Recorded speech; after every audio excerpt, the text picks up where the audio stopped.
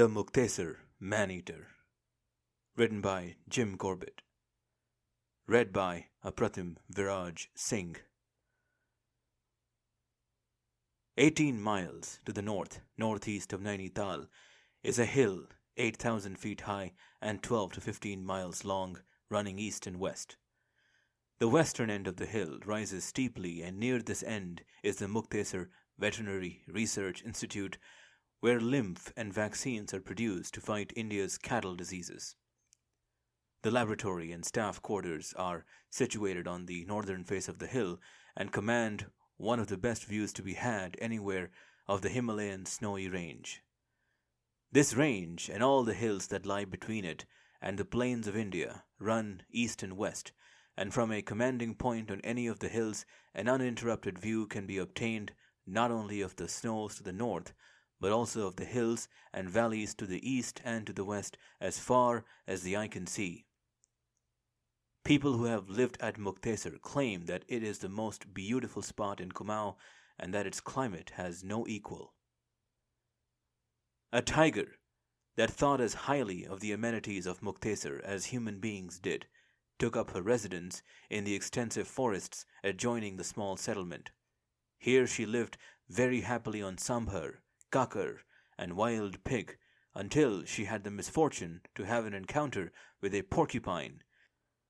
In this encounter she lost an eye and got some 50 quills, varying in length from 1 to 9 inches, embedded in the arm and under the pad of her right foreleg.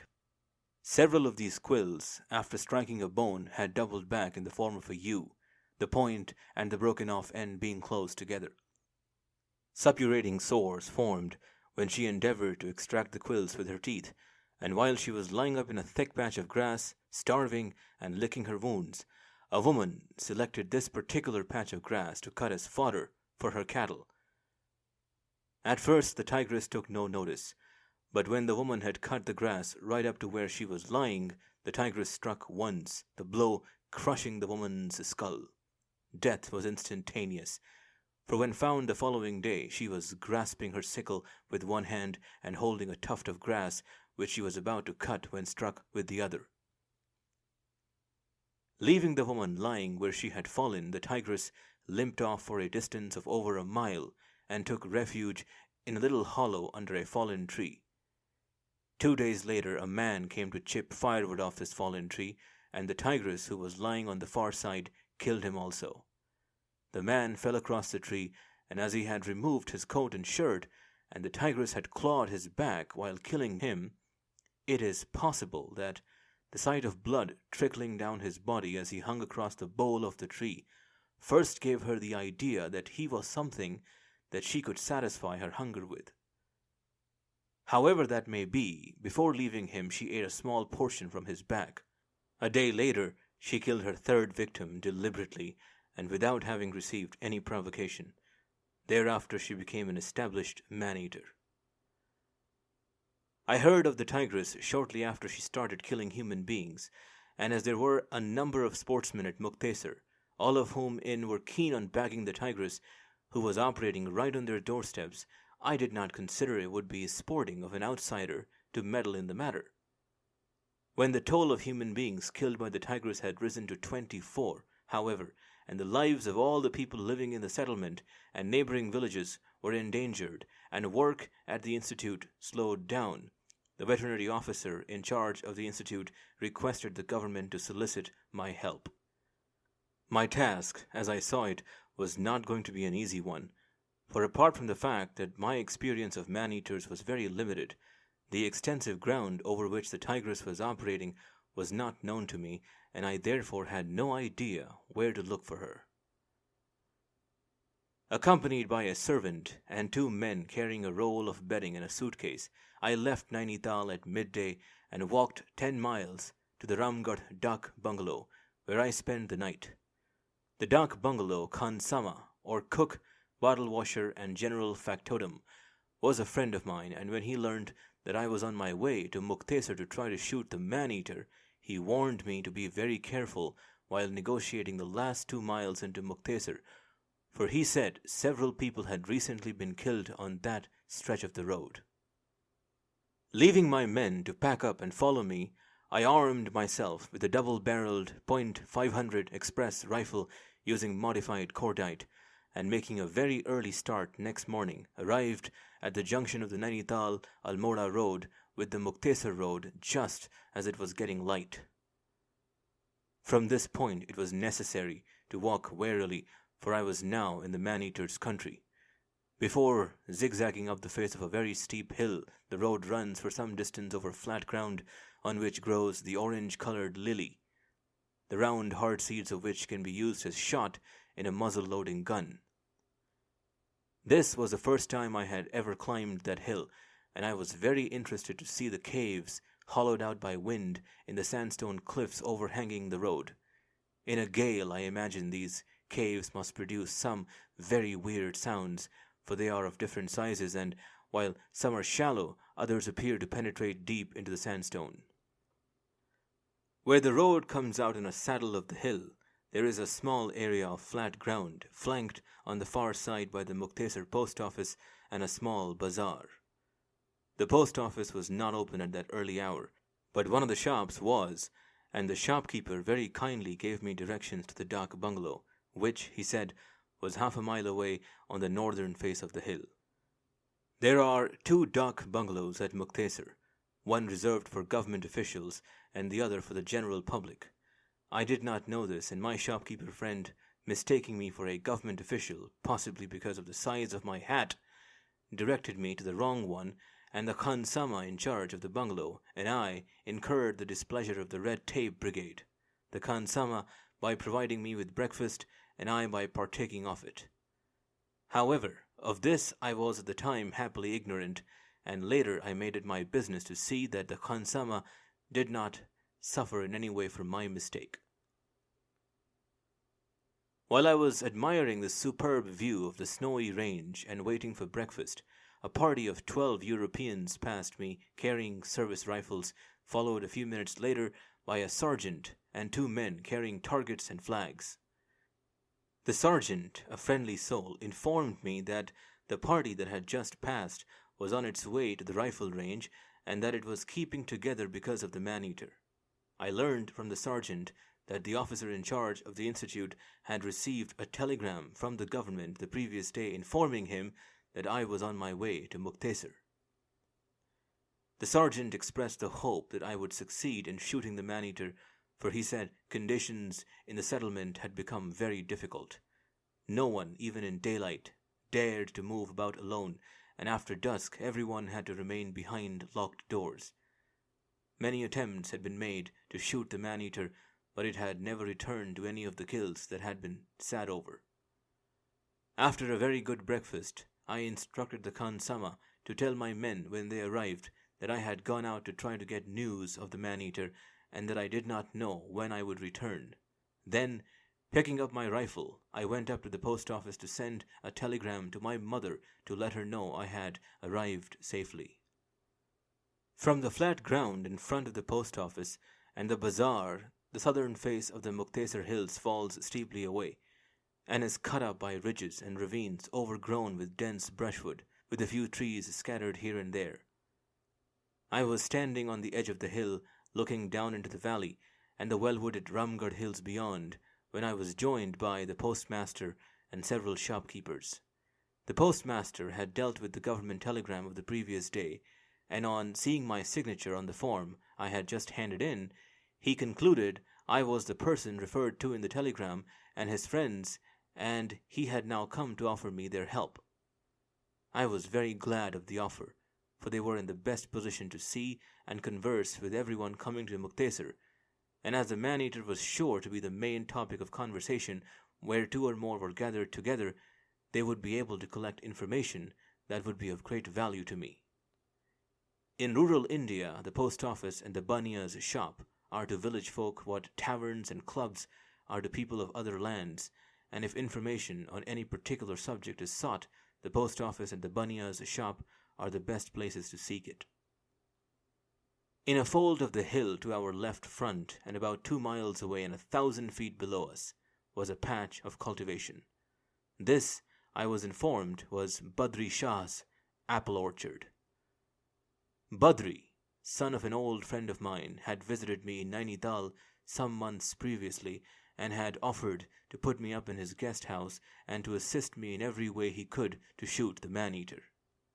This offer, for the reason already given, I had not accepted. Now, however, as I had come to Muktesar at the request of the government, I decided I would call on Badri and accept his offer to help me, especially as I had just been informed by my companions that the last human kill had taken place in the valley below his orchard. Thanking all the men who were standing round me and telling them I would rely on them for further information, I set off down the Thari road. The day was still young, and before calling on Badri, there was time to visit some of the villages farther along the hill to the east. There were no milestones along the road, and after I had covered what I considered was about 6 miles and visited 2 villages, I turned back. I had retraced my steps for about 3 miles when I overtook a small girl having difficulties with a bullock. The girl, who was about 8 years old, wanted the bullock to go in the direction of Muktesar, while the bullock wanted to go in the opposite direction, and when I arrived on the scene, the stage had been reached when neither would do what the other wanted. The bullock was a quiet old beast, and the girl walking in front holding the rope that was tied round his neck, and I walking behind to keep him on the move, he gave no further trouble. After we had proceeded a short distance, I said, "We are not stealing Kalwa, are we?" I heard her addressing the black bullock by that name. "No," she answered indignantly, turning her big brown eyes full on me. "To whom does he belong?" I asked next. "To my father," she said. "And where are we taking him?" "To my uncle." "And why does uncle want Kalwa?" "To plough his field." "But Kalwa can't plough uncle's field by himself." "Of course not," she said. I was being stupid, but then you could not expect a sahib to know everything about bullocks and ploughing. "Has uncle only got 1 bullock?" I asked next. "Yes," she said. "He has only got 1 bullock now, but he did have 2. "Where is the other one?" I asked, thinking that it had probably been sold to satisfy a debt. "The tiger killed it yesterday," I was told. Here was news indeed, and while I was digesting it, we walked on in silence, the girl every now and then looking back at me until she plucked up the courage to ask, "Have you come to shoot the tiger?" "Yes," I said, "I have come to try to shoot the tiger." "Then why are you going away from the kill?"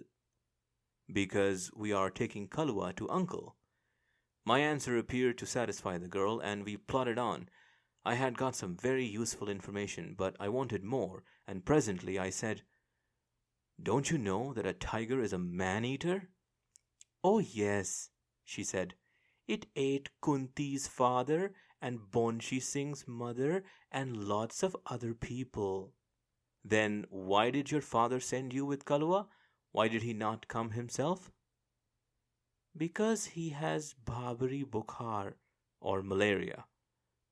"Have you no brothers?" "No, I had a brother, but he died long ago." "A mother?" "Yes, I have a mother. She is cooking the food." "A sister?" "No, I have no sister." So on this small girl had devolved the dangerous task of taking her father's bullock to her uncle along a road on which men were afraid to walk except when in large parties, and on which in 4 hours I had not seen another human being. We had now come to a path up which the girl went, the bullock following and I bringing up the rear. Presently we came to a field on the far side of which was a small house. As we approached the house, the girl called out and told her uncle that she had brought Kalwa. "All right," a man's voice answered from the house. "Tie him to the post, Putli, and go home. I am having my food." So we tied Kalwa to the post and went back to the road. Without the connecting link of Kalwa between us, Putli, or Dolly, was now shy, and as she would not walk by my side, I walked ahead, suiting my pace to hers. We walked in silence for some time, and then I said, "I want to shoot the tiger that killed Uncle's bullock, but I don't know where the kill is. Will you show me?" "Oh, yes," she said eagerly. "I will show you." "Have you seen the kill?" I asked. "No," she said. "I have not seen it, but I heard Uncle telling my father where it was." "Is it close to the road?" "I don't know." "Was the bullock alone when it was killed?" "No, it was with the village cattle." "Was it killed in the morning or the evening?" "It was killed in the morning when it was going out to graze with the cows." While talking to the girl, I was keeping a sharp lookout all around, for the road was bordered on the left by heavy tree jungle and on the right by dense scrub.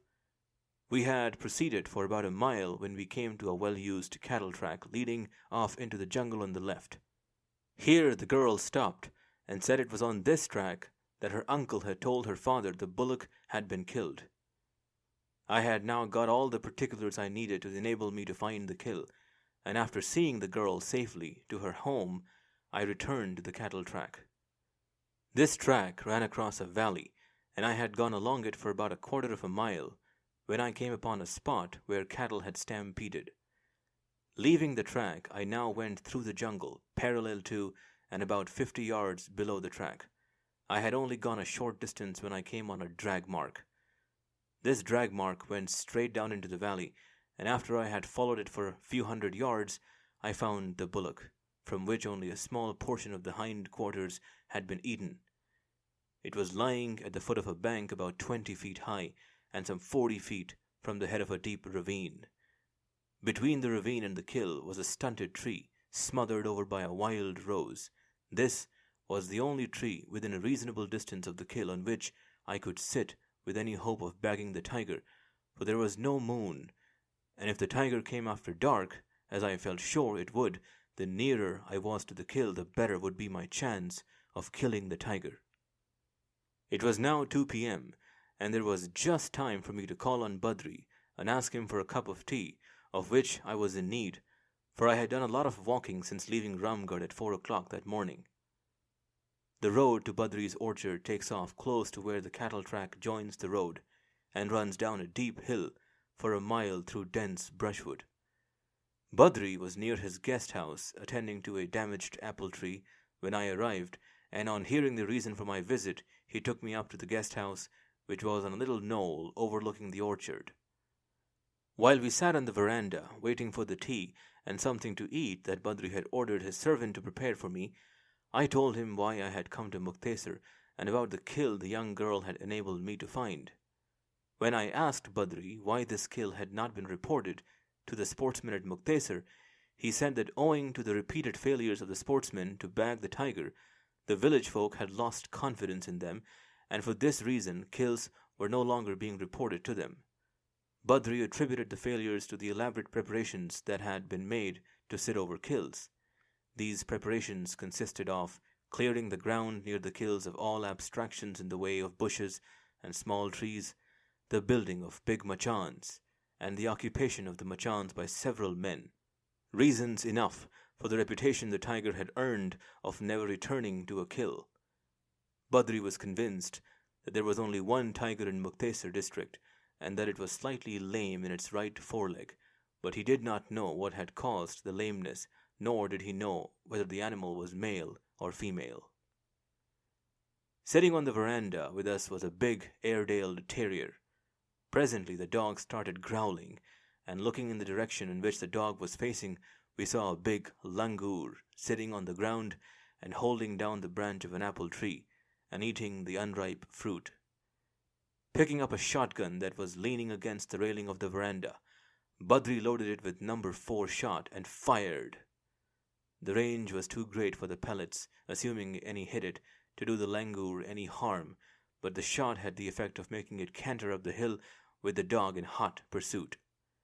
Frightened that the dog might come to grief, I asked Badri to call it back, but he said it would be all right, for the dog was always chasing this particular animal, which he said had done a lot of damage to his young trees.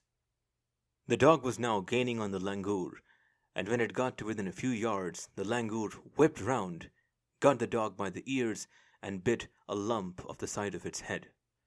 The wound was a very severe one, and by the time we had finished attending to it, my tea and a plate of hot puris, unleavened bread fried in butter, was ready for me. I had told Badri about the tree I intended sitting on, and when I returned to the kill, he insisted on going with me, accompanied by 2 men carrying materials for making a small machan.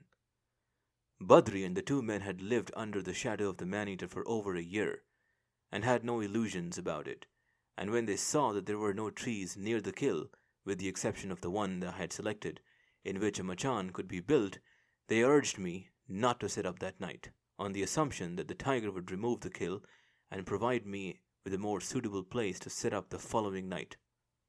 This was what I myself would have done if the tiger had not been a man-eater, but as it was, I was disinclined to miss a chance which might not recur on the morrow, even if it entailed a little risk.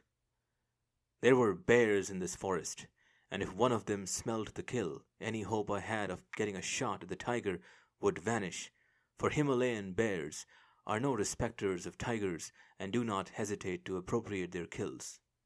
Climbing into the tree, smothered as it was by the rose bush, was a difficult feat, and after I had made myself as comfortable as the thorn permitted, and my rifle had been handed up to me, Badri and his men left, promising to return early next morning. I was facing the hill, with the ravine behind me. I was in clear view of any animal coming down from above, but if the tiger came from below, as I expected, it would not see me until it got to the kill. The bullock, which was white, was lying on its right side with its leg towards me, and at a distance of about 15 feet.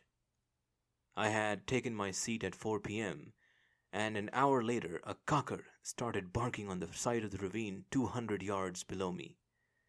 The tiger was on the move, and having seen it, the cocker was standing still and barking. For a long time it barked, and then it started to move away, the bark growing fainter and fainter until the sound died away round the shoulder of the hill. This indicated that after coming within sight of the kill, the tiger had lain down. I had expected this to happen after having been told by Badri the reasons for the failures to shoot the tiger over a kill. I knew the tiger would now be lying somewhere nearby, with his eyes and ears open to make quite sure there were no human beings near the kill before he approached it. Minute succeeded long minute. Dusk came. Objects on the hill in front of me became indistinct, and then faded out. I could still see the kill as a white blur when a stick snapped at the head of a ravine, and stealthy steps came towards me, and then stopped immediately below. For a minute or two there was dead silence, and then the tiger lay down on the dry leaves at the foot of the tree. Heavy clouds had rolled up near sunset, and there was now a black canopy overhead blotting out the stars. When the tiger eventually got up and went to the kill, the night could best be described as pitch black. Strain my eyes as I would, I could see nothing of the white bullock, and still less of the tiger. On reaching the kill, the tiger started blowing on it. In the Himalayas, and especially in the summer, kills attract hornets, most of which leave as the light fades, but those that are too torpid to fly remain, and a tiger, possibly after bitter experience, blows off the hornets adhering to the exposed portion of the flesh before starting to feed. There was no need for me to hurry over my shot, for, close though it was, the tiger would not see me unless I attracted its attention by some movement or sound. I can see reasonably well on a dark night by the light of the stars, but there were no stars visible that night, nor was there a flicker of lightning in the heavy clouds. The tiger had not moved the kill before starting to eat, so I knew he was lying broadside onto me on the right-hand side of the kill. Owing to the attempts that had been made to shoot the tiger, I had suspicion that it would not come before dark, and it had been my intention to take what aim I could by the light of the stars, and then move the muzzle of my rifle sufficiently for my bullet to go a foot or two to the right of the kill. But now that the clouds had rendered my eyes useless, I would have to depend on my ears. My hearing at that time was perfect. Raising the rifle and resting my elbows on my knees, I took careful aim at the sound the tiger was making, and while holding the rifle steady, turned my right ear to the sound and then back again. My aim was a little too high, so lowering the muzzle a fraction of an inch, I again turned my head and listened. After I had done this a few times and satisfied myself that I was pointing at the sound, I moved the muzzle a little to the right and pressed the trigger. In 2 bounds, the tiger was up the 20-foot bank. At the top, there was a small bit of flat ground, beyond which the hill went up steeply. I heard the tiger on the dry leaves as far as the flat ground, and then there was silence. This silence could be interpreted to mean either that the tiger had died on reaching the flat ground, or that it was unwounded. Keeping the rifle to my shoulder, I listened intently for 3 or 4 minutes, and as there were no further sound, I lowered the rifle. This movement was greeted by a deep growl from the top of the bank, so the tiger was unwounded and had seen me. My seat on the tree had originally been about 10 feet up, but as I had nothing solid to sit on, the rose bush had sagged under my weight, and I was now possibly no more than 8 feet above ground, with my dangling feet considerably lower, and a little above and some 20 feet from me a tiger, that I had every reason to believe was a man-eater, was growling deep down in his throat.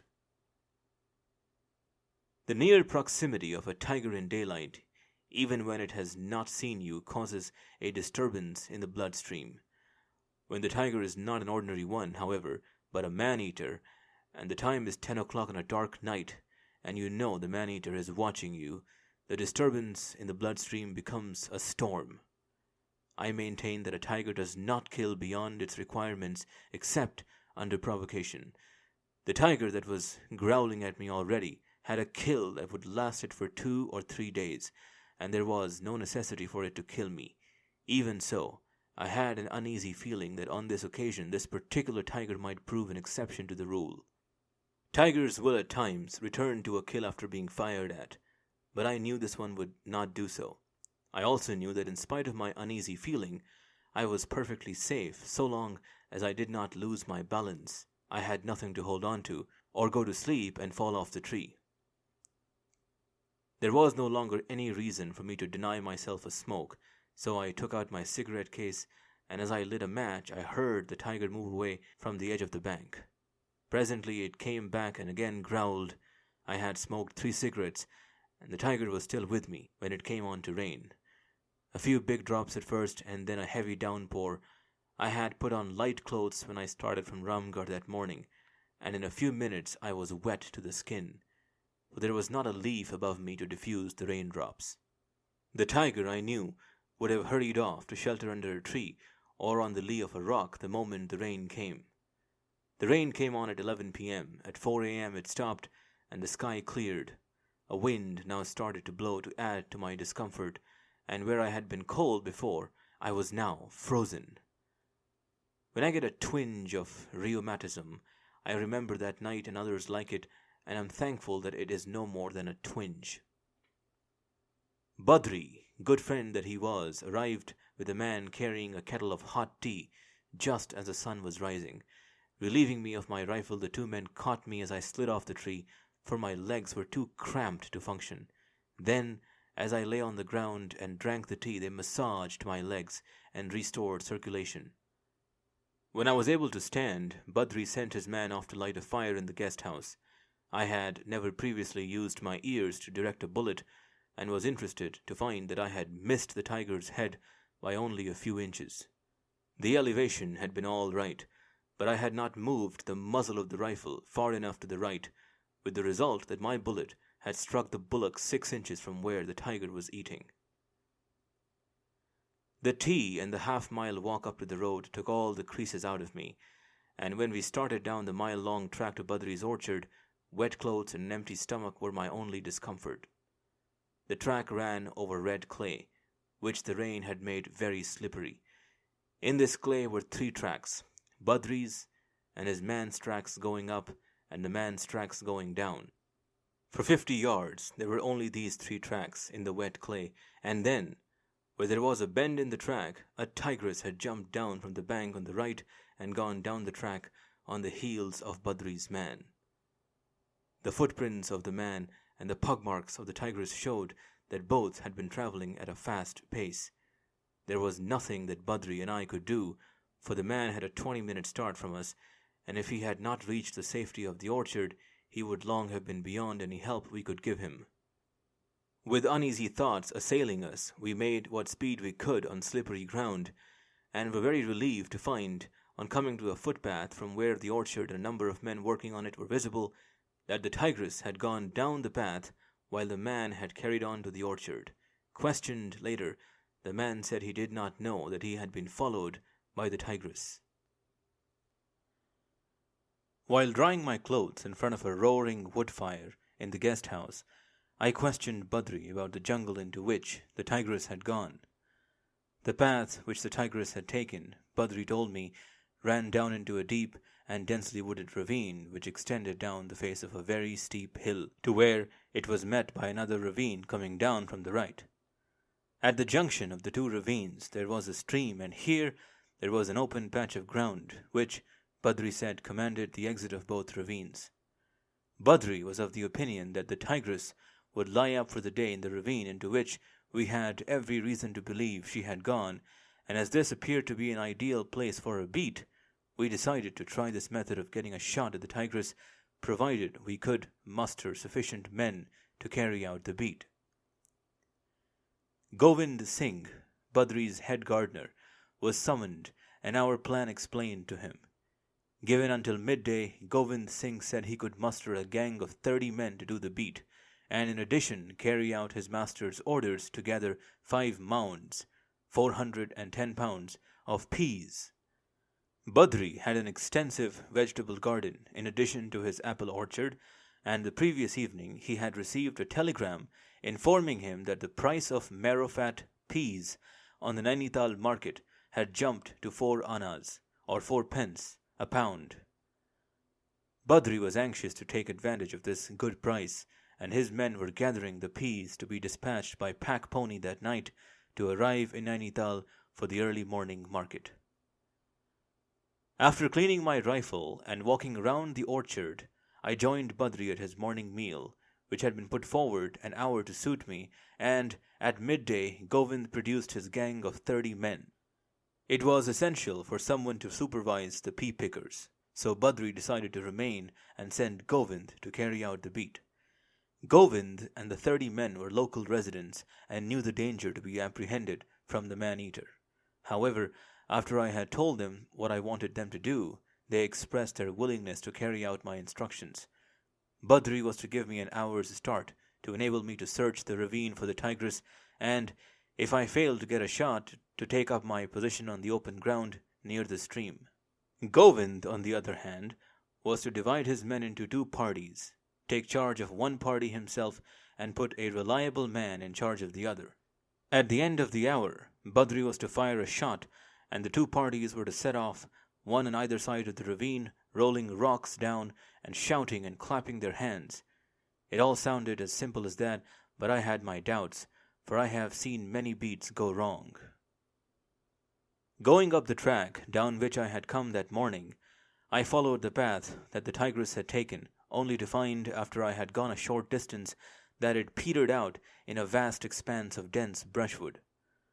Forcing my way through for several hundred yards, I found that the hillside was cut up by a series of deep ravines and ridges.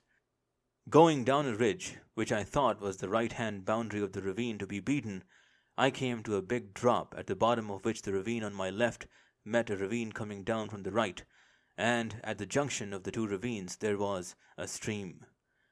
While I was looking down and wondering where the open ground was on which I was to take my stand, I heard flies buzzing near me, and on following the sound found the remains of a cow that had been killed about a week before. The marks on the animal's throat showed that it had been killed by a tiger. The tiger had eaten all of the cow except a portion of the shoulders and the neck and head. Without having any particular reason for doing so, I dragged the carcass to the edge and sent it crashing down the steep hill. After rolling for about 100 yards, the carcass fetched up in a little hollow a short distance from the stream. Working round to the left, I found an open patch of ground on a ridge about 300 yards from the hollow into which I had rolled the remains of the cow. The ground down here was very different from what I had pictured it to be. There was no place where I could stand to overlook the hillside that was to be beaten, and the tigress might break out anywhere without my seeing her. However, it was then too late to do anything, for Badri had fired the shot that was to let me know the beat had begun. Presently, away in the distance, I heard men shouting. For a time I thought the beat was coming my way, and then the sounds grew fainter and fainter until they eventually died away. An hour later I again heard the beaters. They were coming down the hill to my right, and when they were on a level with me, I shouted to them to stop the beat and join me on the ridge. It was no one's fault that the beat had miscarried, for without knowing the ground, and without previous preparation, we had tried to beat with a handful of untrained men a vast area of dense brushwood that hundreds of trained men would have found difficult to cope with. The beaters had had a very strenuous time forcing their way through the brushwood, and while they sat in a bunch removing thorns from their hands and feet and smoking my cigarettes, Govind and I stood facing each other, discussing his suggestion of carrying out a beat on the morrow in which every available man in Muktesar and the surrounding villages would take part. Suddenly, in the middle of a sentence, Govind stopped talking. I could see that something unusual had attracted his attention behind me, for his eyes narrowed, and a look of incredulity came over his face. Swinging round, I looked in the direction in which he was facing, and there, quietly walking along a field that had gone out of cultivation, was the tigress. She was about 400 yards away on the hill, on the far side of the stream, and was coming towards us. When a tiger is approaching you in the forest, even when you are far from human habitations, thoughts course through your mind of the many things that can go wrong to spoil your chance of getting the shot or the photograph you are hoping for. On one occasion, I was sitting on a hillside overlooking a game track, waiting for a tiger. The track led to a very sacred jungle shrine known as Baram Ka Than. Baram is a jungle god who protects human beings and does not permit the shooting of animals in the area he watches over. The forest in the heart of which this shrine is situated is well stocked with game, and is a favorite hunting ground of poachers for miles around and of sportsmen from all parts of India. Yet, in a lifetime's acquaintance with that forest, I do not know of a single instance of an animal having been shot in the vicinity of the shrine. When, therefore, I set out that day to shoot a tiger that had been taking toll of our village buffaloes, I selected a spot a mile from Baram's shrine. I was in position behind a bush at 4 p.m., and an hour later a sambar belled in the direction from which I was expecting the tiger. A little later, and a little nearer to me, a kakar started barking.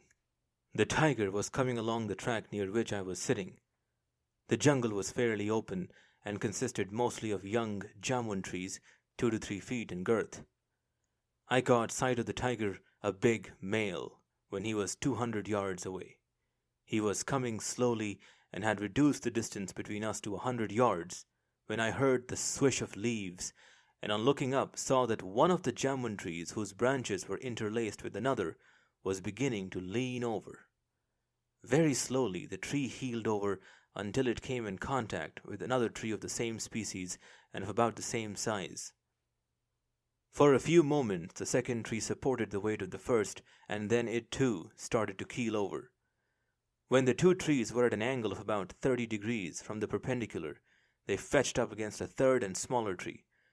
For a moment or two there was a pause, and then all 3 trees crashed to the ground. While watching the trees, which were only a few yards from me, I had kept an eye on the tiger. At the first sound of the leaves he had come to a halt, and when the trees crashed to the ground he turned, and without showing any sign of alarm, went back in the direction in which he had come. What made the occurrence I had witnessed so unusual was that the trees were young and vigorous, that no rain had fallen recently to loosen their roots, and that not a breath of air was stirring in the forest, and finally that the trees had fallen across the track leading to the shrine when the tiger had only another 70 yards to cover to give me the shot I was waiting for. The chances of a shot being spoilt are greatly increased when the quarry is in an inhabited area in which parties of men may be traveling from one village to another, or going to or from markets, or where shots may be fired to scare away langurs from apple orchards. The tigress still had 300 yards to go to reach the stream, and 200 yards of that was over open ground on which there was not a single tree or bush. The tigress was coming towards us at a slight angle and would see any movement we made, so there was nothing I could do but watch her, and no tigress had ever moved more slowly. She was known to the people of Muktesar as the lame tiger, but I could see no sign of her being lame. The plan that was forming in my head as I watched her was to wait until she entered the scrub jungle, and then run forward and try to get a shot at her either before or after she crossed the stream. Had there been sufficient cover between me and the point the tigress was making for, I would have gone forward as soon as I saw her and tried either to get a shot at her on the open ground or, failing that, to intercept her at the stream itself. But unfortunately there was not sufficient cover to mask my movements, so I had to wait until the tigress entered the bushes between the open ground and the stream. Telling the men not to move or make a sound until I returned, I set off at a run as the tigress disappeared from view. The hill was steep, and as I ran along the contour, I came to a wild rose bush, which extended up and down the hill for many yards. Through the middle of the bush there was a low tunnel, and as I bent down to run through it, my hat was knocked off, and raising my head too soon at the end of the tunnel, I was nearly dragged off my feet by the thorns that entered my head. The thorns of these wild roses were curved and very strong, and as I was not able to stop myself, some embedded themselves and broke off in my head, where my sister Maggie had difficulty in removing them when I got home, while others tore through the flesh. With little trickles of blood running down my face, I continued to run until I approached the hollow into which I had rolled the partly eaten kill from the hill above. This hollow was about 40 yards long and 30 yards wide.